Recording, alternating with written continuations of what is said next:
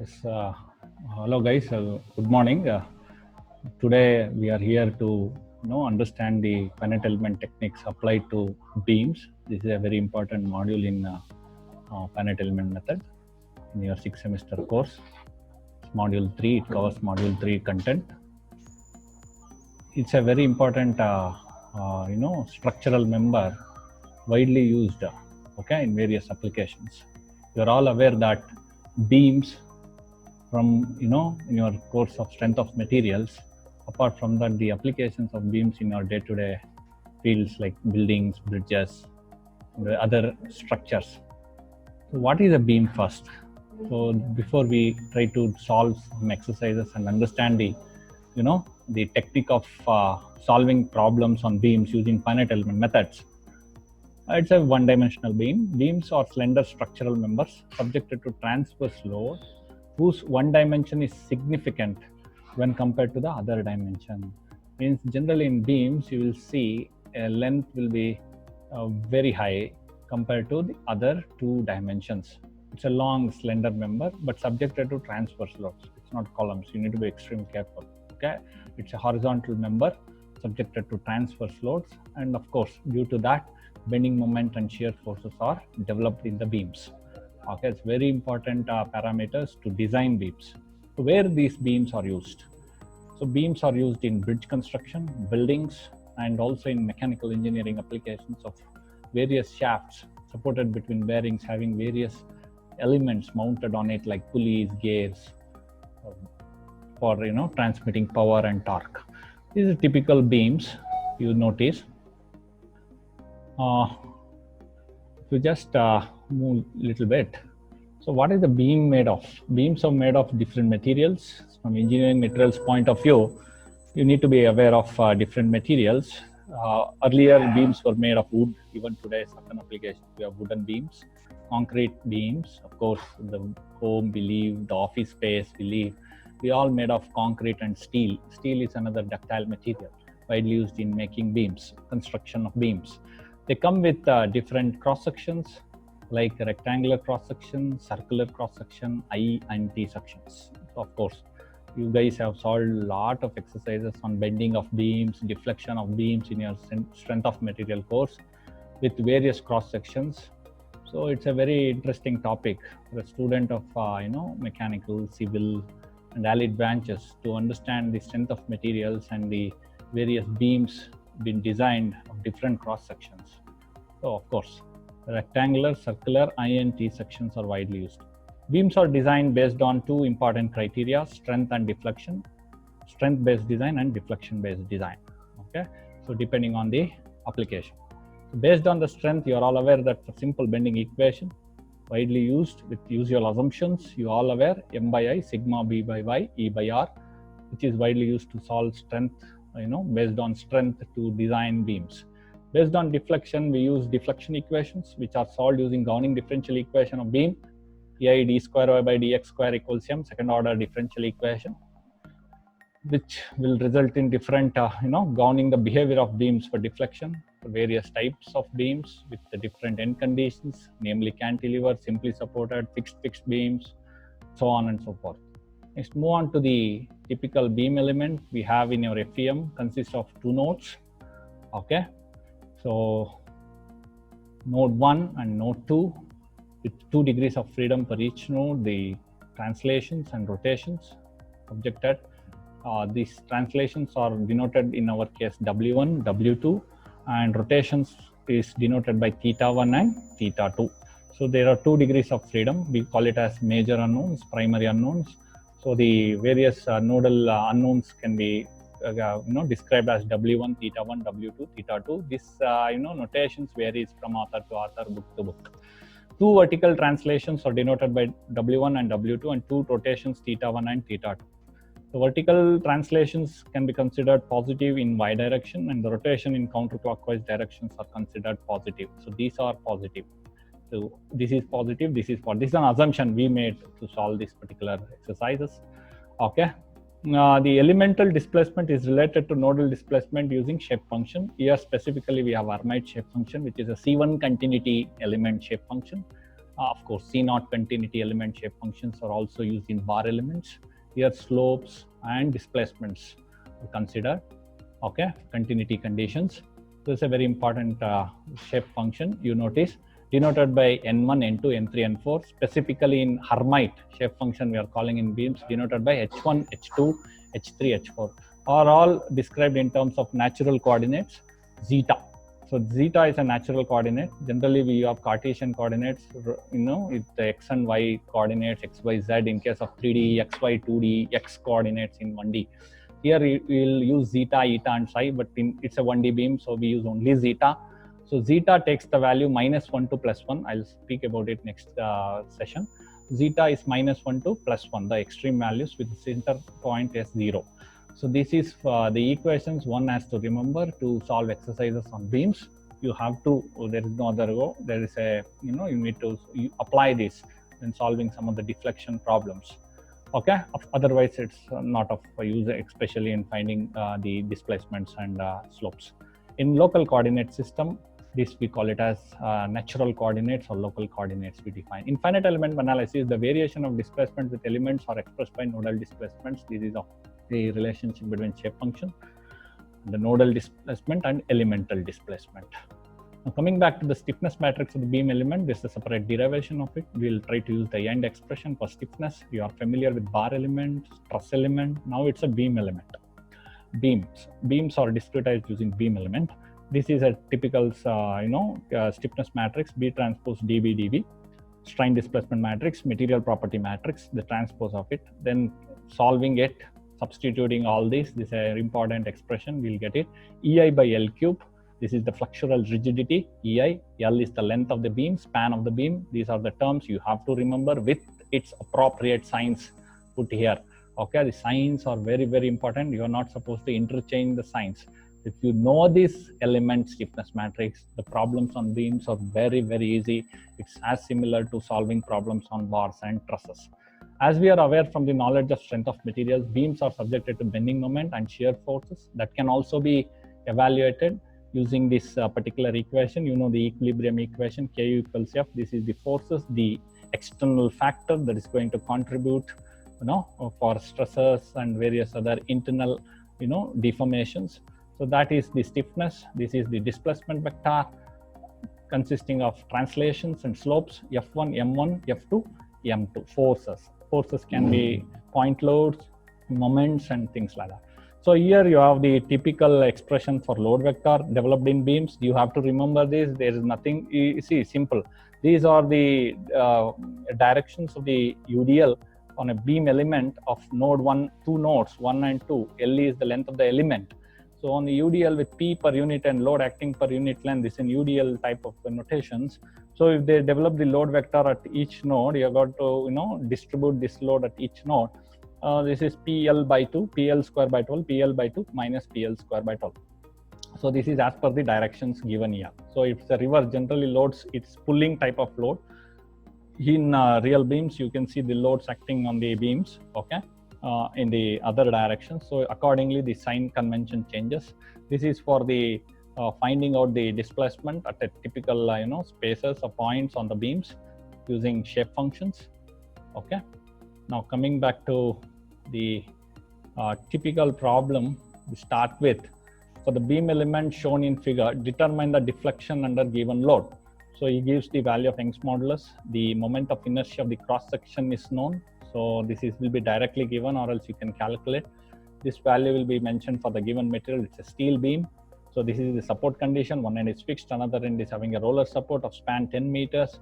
Okay, load is acting at the mid of the span, that is 10 kilonewton between 5 and 5 meters, discretized into two elements. This describe these unknowns, W1 theta 1, W2 theta 2, W3 theta 3. These are two elements, element number 1, element number 2. Substitute the stiffness matrix here, put the values of EI by L cube. E, be careful with the units, meters are there, everything should be converted in meters. So once you substitute, it will be 2 into 10 raised to 11. 4 into 10 raised to minus 6. The moment of inertia, L is how many? 5 meters. You solve it, you get 6,400 Newton per meter. So you keep that, the LHS EI by L cube value, this term, and then substitute the various terms inside. What is L here? 5 meters for first element, 5 meters for second element. So 12, 6L, 6 into 5, 30, minus 12, 6 into 5, 30. Substitute all these. This becomes W1 theta 1. For the first element, these are the nodal unknowns. W1 theta 1, W2 theta 2 completes the problem. So completes the stiffness matrix computation. Next, K2, second element stiffness matrix, same EI by L cube, same element, same material. So then you substitute for length 2. Length 2 is also same, so you get this term. So what is the unknowns you need to write on the matrix? W2 theta 2, W3 theta 3. Look here, W2 theta 2, W3 theta 3. Similarly here. Now you write the global stiffness matrix, assemble it from this matrix 1, 2, 3, 4. If you write and 3, 4, 5, 6. So you can look here, W1 to W1. So you have one element, theta 1 to W1, it is theta 1 to W1 is 30. Look here, theta 1 to W1 is 30. W2 to W1 is minus 12 here. W2 to W1 is minus 12. Theta 2 to W1 is 30. W3 to W1. W3 to W1, you don't have any term here, so that becomes 0. Theta 3 to W1. Theta 3 to W1 will not exist, so this will also be 0. Go on filling this global stiffness matrix in the similar fashion. Write down the nodal unknowns. Here you write the nodal load vectors 0, 0. There is no UDL. You can notice on the beam structure there is no UDL here. It's a point load where it is acting at this point, that is W2. Okay, so W1 theta 1, W2 is minus 10 kilonewton because why minus? You have W2 described in this fashion, but the load is acting opposite to the described W2. Always you make note, this very, very important. You describe displacement, see the load acting, whether it's in bar or beam, truss. If it's opposite to it, substitute minus 10. Of course, kilonewton. So that has to be solved. Here in this step, I have not added the term 10 raised to 3. Here I have brought the term. So apply boundary conditions. What are the boundary conditions given here? So this end is fixed. So W1 theta 1 is arrest.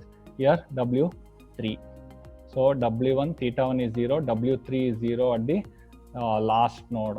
Okay, W3 is 0 here. Theta 3 is released. Here all the nodal displacement are constant. Now solve for unknowns, keep the 600, 400 carefully, then substitute the remaining values, solve for it, substitute this value with the units, so everything should match, and finally you get the nodal unknowns W2, theta 2, theta 3. Very good, guys. Move on to the very important problem. You see in most of the exercises, this is a very famous question asked in exam. Find the nodal unknowns in the beam as shown in the figure. He will give the Young's modulus. He will give the moment of inertia. If not, you have to calculate. Simple cross sections will be given for rectangle and circular. You are aware of those formulas used. Now coming back to this, discretize into two elements, same as previous problem, but you will notice two UDLs acting of 12 kilonewton per meter and 24 kilonewton meter. So you need not solve using strength of material approach. It is FEM approach. Discretize, write the beam element stiffness matrix. For element 1, substitute all the values, Young's modulus, I and length. Look here, length is 5 meters for first element. So everything you should keep it in meters here. Make sure the units are properly matched. So you convert it into Newton per meter. Everything is in Newton per meter. Substitute, write down 1, 2, 3, 4 first element as nodal unknowns. 1, 2, 3, 4. 1, 2, 3, 4. Translations and rotations. Like previous problem, W1 theta 1, W2 theta 2. You can also write 1, 2, 3, 4. Now after doing this, solve for K1. This has to be solved using your calculations, and properly you have to get these values. So to fill it up the stiffness matrix. Similarly, K2 should be solved. Same EI by L cube only, same length. So you have to solve by yourself, then only you can appreciate. Otherwise, it becomes a routine watching of video. Now 3, 4, 5, 6. Of course, this is 1, 2, 3, 4 first element, 3, 4, 5, 6. Fill the matrix, of course, same length, 5 meters. So fill it up, almost identical matrix you will get. Add it, global stiffness matrix, the same way. You all have that technique 1 on 1, 2 on 2. 3 on 2. If you have common nodes, add it. Okay, you can see these values. So equilibrium equation you will get. Once you get equilibrium equation, Ku equals F. So you will be solving for it. Students, you need to be very careful with this 8000. You cannot ignore or skip this particular value. Carefully, you should do one problem you'll be doing right at first time. So pull the stiffness matrix, fill the load vectors. Now, how to write the F1, F2, F3, F4, F5, F6? Look at the previous problem, it was point load, you solved it easily. Now, you know load vector for element 1. I told you here in one of the expression, just observe here. Here it is mentioned, this is the load vector for the given direction of the UDL. Observe here, the direction of UDL here is downwards, there it is upwards. So if it is downwards, it is same as this, but you fill all this. Since you fill the same equation is there, what you saw just now, fill the values. P is 12 for the first element, P is 12 for the first element, L is 5 meters for the first element. Go on filling this by calculation, 12 into 5 by 2, 12 into 5 square by 12, like that you complete this with the last term negative. This is as per the this one content you saw in the previous above slide. Now coming back to this, you change the sign. Look here, because the direction that is this equation is developed with for upward direction. Since the load is acting downward here, just reverse this equation because it is downwards. What you will do, reverse the sign. So these three becomes negative, this becomes positive. That's the only change. If it is already, some authors use this as negative and this as positive for the downward direction. So since I have spoken about the upward direction UDL, just reverse these signs, and then here you reverse the signs. So 12 into 5 is 25, it was minus 25, it becomes plus, but all other things becomes minus. So 10 raised to 3 is very, very important because you have kilonewton to be converted into Newton. So that word is there here, that a term is there, 10 raised to 3. So that's very important. This is you have converted into Newton per meter only. Now you substitute this with 3, 4, 5, 6. Okay, 3, 4, 5, 6. For 1, 2, 3, 4 is this value. 3, 4, 5, 6, you have P is 24 kilonewton. Look here, for second element, this element, the the loads are quite high, 24. So use 24 for P and then find the value of F2. F1 is done. This is F1. Now F2, same equation. Instead of 12, you have to write 24 here. L is 5 meter. 24 into 5 by 2. You will get the same value, 12 5s are 60. So all these things you fill, make sure 10 raised to 3 is kept outside because the left hand side you have used all the, kilonewton should be properly considered. In the previous stiffness matrix, you have used Newton per meter. So 10 raised to 3 you take. Then minus 60, you just change the sign and you make this positive because as I said, the equation is developed for upward direction. Since the load is acting obviously in downward direction, change this sign and then this becomes positive. This all three becomes negative, just opposite to it. Then 1, 2, 3, 4, 5, 6. Just write the global load vector from here 1, 2, 3, 4. 3, 4 is also here. 3, 4 is also here. Add it. So minus 60 and here minus 30, minus 90. Look here. Fourth one is common node, 25 positive, here minus 50, it becomes minus 25. So 5 and 6 is minus 60 plus 50, so filled. Once you fill it up, you write the global stiffness matrix once again, fill the load vector, 10 raised to 3, 8000, apply boundary conditions, look at the boundaries here in this problem. W1 theta 1 is arrested here, W3 is arrested, W2 is arrested. So W2, W3, W1 theta 1. See, look here, very easy. W1 theta 1, W2, W3. Corresponding rows and columns of W1 theta 1, W2, W3 rows cancel, columns also cancel. W1 column, theta 1, W2, W3. Similarly, W1 theta 1, W2, W3. Remaining elements carefully pick and fill the matrix. So only unknowns are theta 2, theta 3. Corresponding values minus 25 and 10 raised to 3, 50 into 10 raised to 3. Solve for theta 2, theta 3. Check your values once again. Now coming back to the last problem of very interest. You have only one UDL in one portion. Remaining is blank. So 1 meter, 2 meter span beam, roller supports, and you have a fixed end at the fixed entity at the other end, extreme end. So determine the nodal unknowns in the loaded beam. Also determine deflection. This variety is very important. Sometimes they ask deflection at midpoint of second element on the UDL. So what is the deflection? First time you are seeing, it's another variety. That's why I am solving this. So discretize this into two elements. First element, second element, describe the displacements, W1, theta 1, W2, theta 2, W3, theta 3, E and I is given. Calculate this. I have kept in kilonewton per meter only. See, I am not converted into Newton per meter. I have just kept just to have a change. So I will put the RHS also in kilonewtons only. I will not change. Previous problem I converted RHS and LHS both in newtons.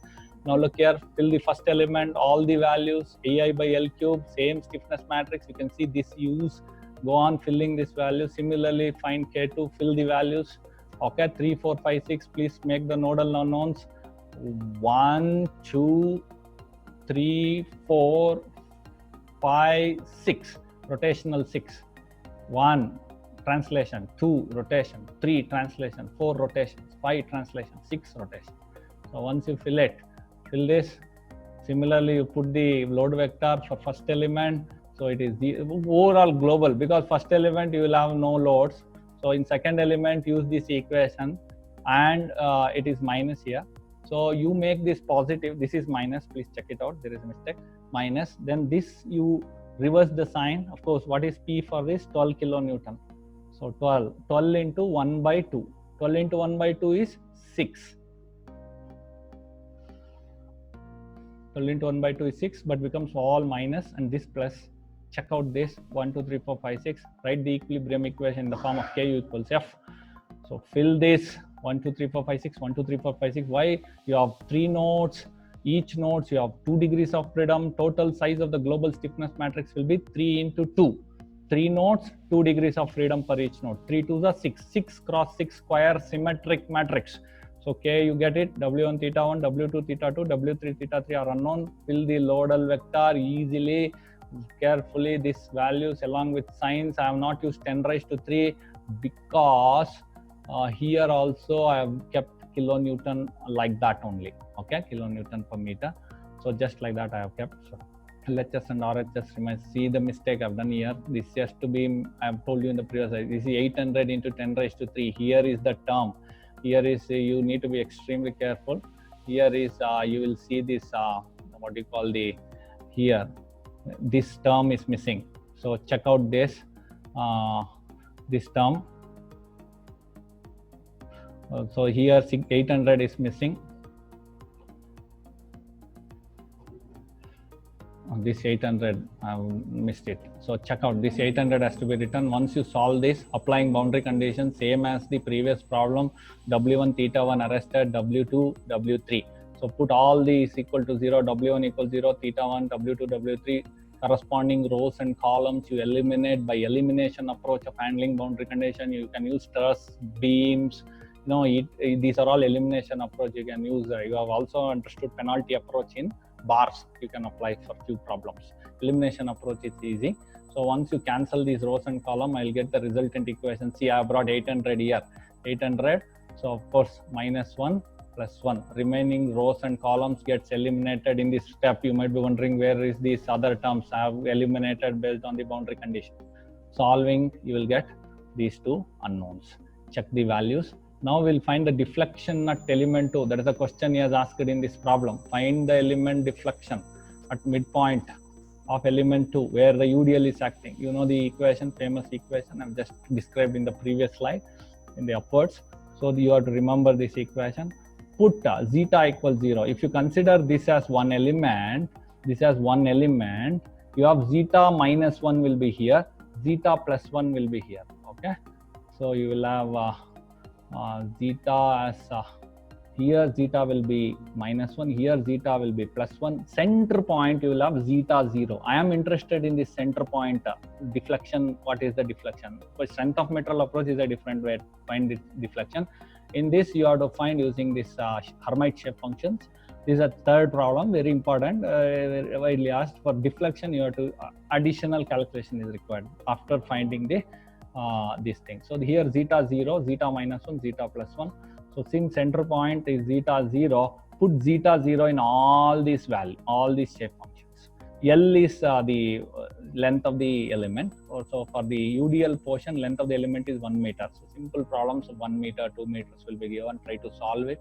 So this is 1 meter. So solve all this. Put zeta 0 in this expression, zeta 0, and zeta 0 in this expression. You get 0.5, 0.125, 0.5, and minus 0.125 in all the shape functions, Hermite shape functions. Once you get it, put these values n1, n2, n3, n4 values, 0.5 minus 0.125, 0.5 minus 0.125, and resultant W2 theta 2, W3 theta 3 should only be written because you are focusing on second element.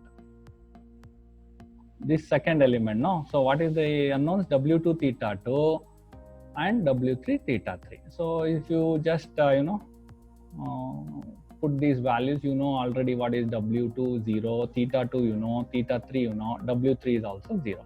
So these values has to be substituted, this and this values has to be substituted, and solve it, matrix multiplications, this into this, row wise, multiple, column wise, row into column, add it or subtract based on the summation, algebraic summation, then you get in meters, then substitute and convert that into mm and check your values once again, guys.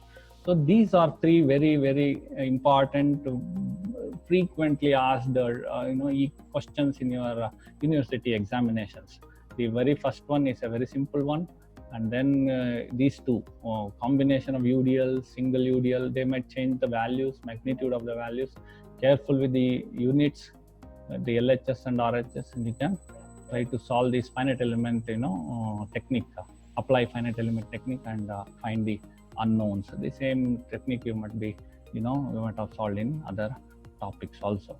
Okay, guys, thank you very much for your listening. Bye bye.